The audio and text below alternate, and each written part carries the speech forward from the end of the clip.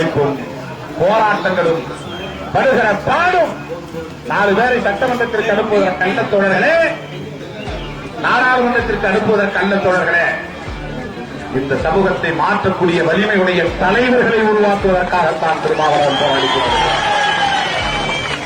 சட்டமன்ற உறுப்பினர்களாக்குவதற்கு இங்கே அமர்ந்திருக்கிற துறையோ பாவரசோ தேவையில்லை. இங்கே அமர்ந்திருக்கிற வெற்றி செல்வனோ அல்லது வேறு தம்பியோ தேவையில்லை.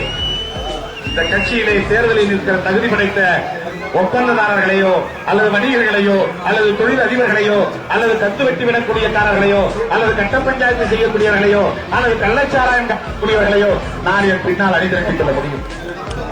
ஏனென்றால் தேர்தலுக்கு செலவு செய்ய ஆள் தேவை, காசு தேவை. ஆக தேர்தலுக்கு செலவு செய்யக்கூடிய வலிமை உள்ளவனை என் பின்னால் நான் திரட்டி இருக்க முடியும்.